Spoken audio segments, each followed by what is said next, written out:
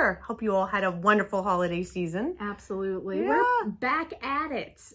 We did our first field trip. We did. It's been a while since we've done a field trip, and this was a humdinger. We were excited to go anyway, and then we happened to run into one of the curators of the show when we were there, who were lucky enough to know from being in the same building that we're in here in Warren. Yeah, so we went to Parallel Threads at the Bristol Art Museum here in Rhode Island, and curated by the person we just mentioned, Deborah Baronas, who works here at the 30 Cutler building. We've had the pleasure of like being in shows with her, and one show, I guess. Yeah, we were in one. She's very prolific. She's very prolific. And if you want to see her work, and maybe hopefully you'll go to this show. Yes. But she also has a piece at the Veterans home in Bristol, in Rhode Island, so you can always pop in there and see her work. Lots of other places as well. She's a long time textile designer turned artist, painter, historian. I think of her as a historian for sure. I think of her as like a social justice type person. That's very important to her. Yeah. Yeah, definitely. So with all that being said, she curated this show called Parallel Threads, being shown at the Bristol Art Museum, with a colleague of hers, Dr. Janice Hanley.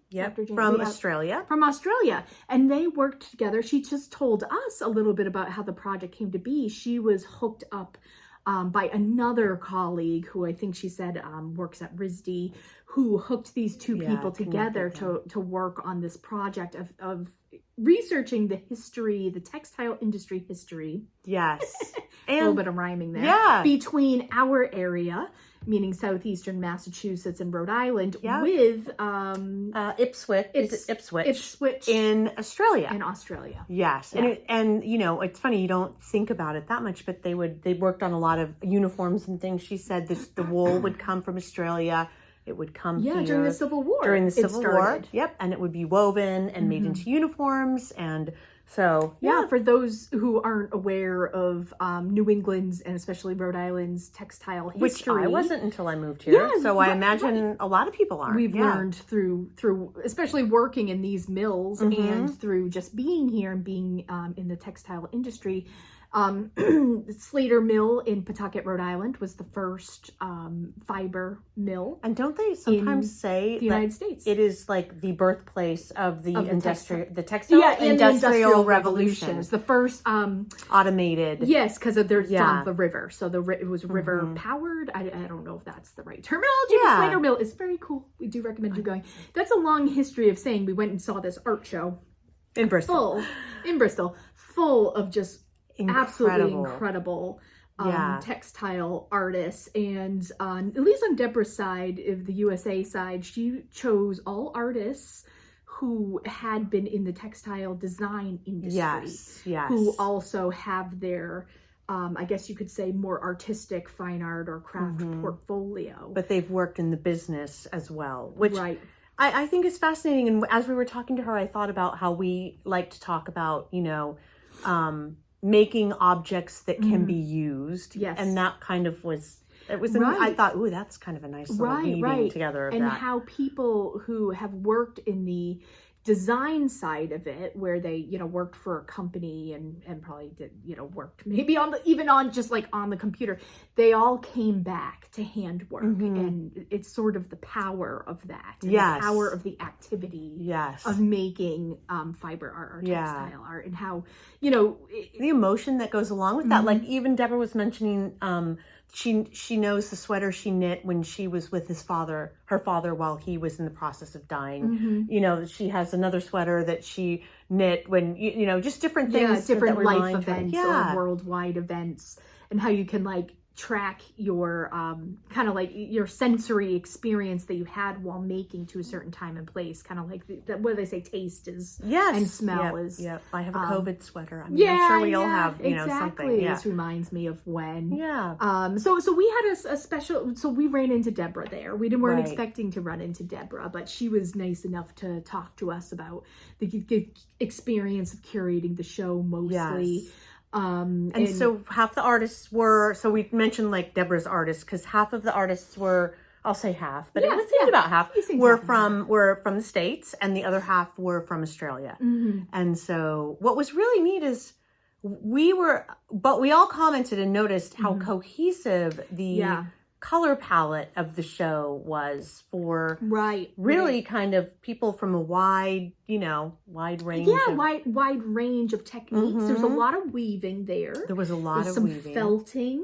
Yeah. There was kind of those layered paint in textiles that Deborah does. Yes, Deborah does. Her crocheting. Yeah, crocheting. Really there was knitting. Yep. Yep. And then there was a lot of weaving. Eco printing. There was a ton of that. And there, one of our artists in our building this was kind of neat because I liked that she brought her time in the industry into the pieces she made for this show. She took fabrics like jacquards and kind of like almost like velveted, like flocked fabrics that she had designed when she worked in the industry. Yeah, this is Ellen Farron. Yeah, Ellen Farron, and she is a fine artist, painter, and she does oil. I noticed, I think some of them were oil, some of them were acrylic, and some of them were watercolor.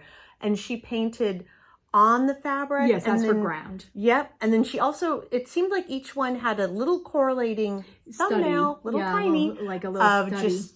And it was so mostly beautiful. Landscape based. We obviously really responded to those. Yes. Because we love mixed media. Wanda Miglis was the one that we also both responded to. One of the reasons I think I immediately responded to it, well, technique wise, was very interesting and different. She did this like cut paper graphic.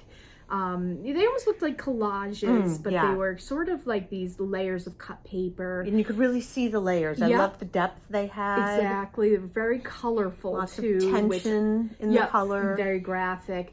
Then on the flip side, she made crocheted and knitted objects. One of them was like this crocheted or knitted maybe. I think that was knitted. And it was so neat. It was almost like it held stones. It held stones. It was like a picture, a really open weave tube sock. Yeah. That you put stones in and then it would get cinched. Yeah, and it almost reminded me of Sue Frida's work a little bit. But except it was Sue Frida's an artist in the building who knits and crochets metal wire. Yeah, she makes these forms that are, because it was very structured because of the stones, even though she wasn't using wire. But one of my favorite parts of that was the shadow that was cast on the wall behind that was very good point. Incredible. And I just was like, oh my gosh. Yeah. There were a couple pieces like that, but that one in particular, really, I thought the shadow was as important as the work. So and one thing about the Bristol Art Museum, just as a venue to show work, is they have these beautiful arched windows right in the gallery, and it's really conducive to showing like transparent type works or work where light can shine through and show you both sides and make it more dynamic. Yes, it's a great spot to kind of like play with light. Yeah, there were some in the museum. I can't recall the people that had made them, but some eco-printed type scarves, kind of like with the light coming through.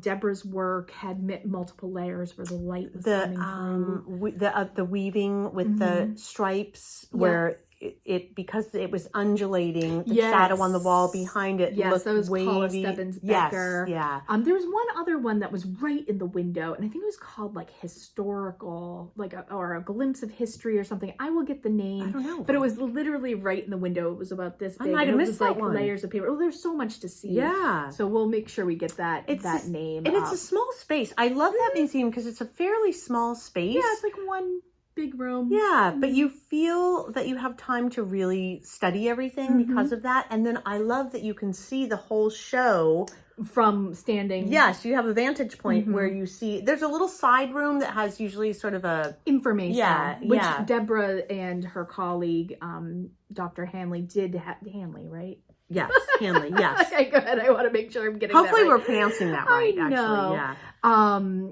They did have somebody make a video, which was considered one of the pieces, and we'll get that information for you too. Because they are going, they're going to have a video screening on January 19th, which is a Sunday. Yep, here in Rhode Island. In Rhode Island, they're going to show that video, and I believe they're going to show a video about the history of the uniforms and the trade going back and forth with that. That's right. They said 3 videos, and I think the third one may have been the video that the people from the artists from Australia made. There was also another video looping. Yes. About the Australian Yeah, I side. didn't get to see that one, so that would be good. Yeah. And then the showing all of those, and then also on a the different 12th. event on January 12th, so a week before the screening. Yep. They're going to do a panel talk about with industry professionals. It sounds like sounds really interesting from this area. I so know that's what I'll be doing cool. on those I Sundays, know. Yeah. So there's a lot more to see.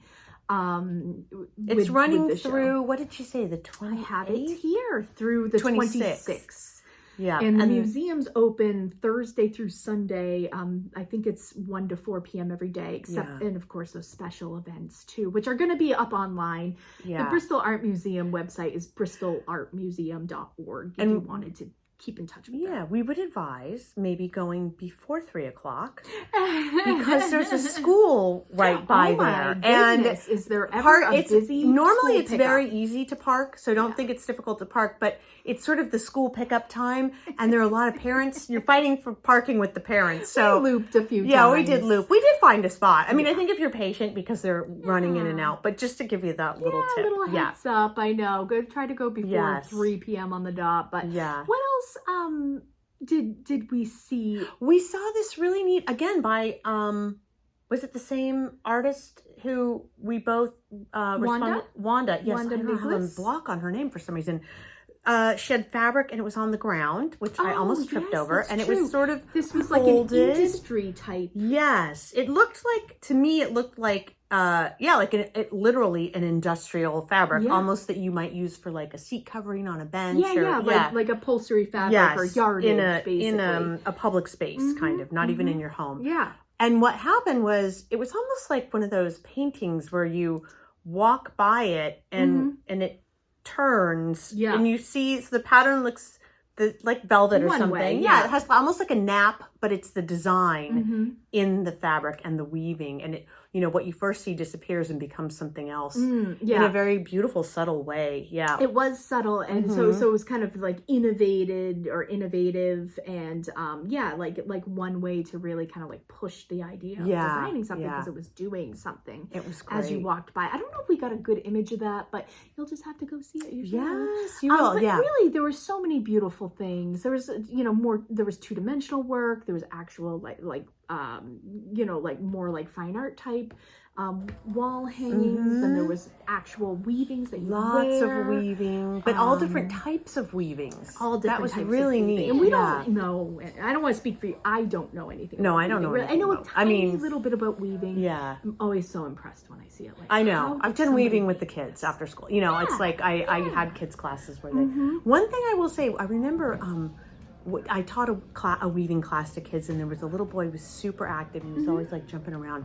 He was obsessed. There must be something very soothing. I think there is. We find our thing, and he was like, I'm not done. I have to keep going. I have to finish weaving. Yeah, I did weaving on a loom once with Woven Seas studio here in Warren. There, Elizabeth Springett runs that studio, and you can rent space from her. You can also go weave with her, take a class. Yeah. And it was like a dance. She said, take off your shoes and do it in your stocking feet and feel it. Feel through it.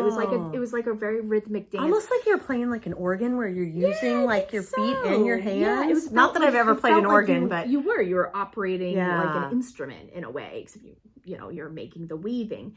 It was fabulous. I mean, it really, like, after that, I was like, maybe I need a loom. Oh, well, maybe we should take a class from her. I would do it and document it. I would absolutely ask do her it again. if we can kind of document the class while we're doing it, so you guys can see what it's like. Yeah. Let us know if you want us to do that. And see us like. I mean, I think it's kind of fun to see somebody do something like for the first time. You've done it before. I would still be. If you want to hear me curse, watch that video.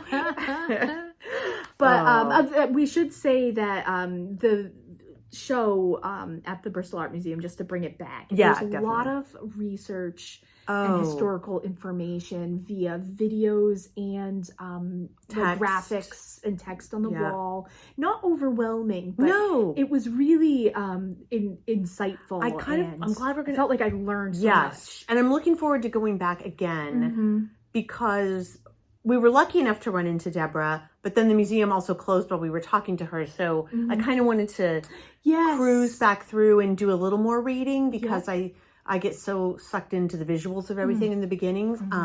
So it could take up a bit of time if you were to look at it. I mean, give yourself a good hour and a half. I think so. To watch and if you're interested in the history of it, if you just want the eye candy, but I feel like half hour would do you. It's fascinating to me when that, like, the Civil War, Australia is so far away. I mean, I know it's like ships. I just it's just so neat that there is this connection. And you think about, we're both colonized countries, started out that way, and just the relationship that we have with each other. And I never even knew about it until today. That particular relationship. So I'm excited to learn a little more about that. Definitely. So we hope you'll go see it, and maybe we'll see you at an event. One of the extra events, because I think we're hoping to go. And so just to recap, that's Parallel Threads, the Bristol Art Museum in Rhode Island, on view until January 25th, 2025.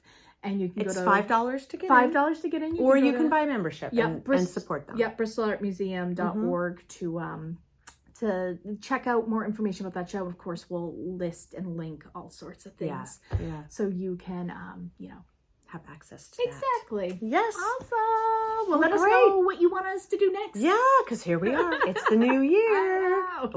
We know what our challenge is, but that'll be another video. Definitely. We're just going to tease it a little. Yeah. Let's just say I'm terrified. I can't wait. Well, actually, I'm terrified too, but it'll be interesting. Learning experience. Yes, definitely. Kicking off 2025 with a bang. With a bang. Oh my gosh. All right, everybody. Happy New Year again. Bye.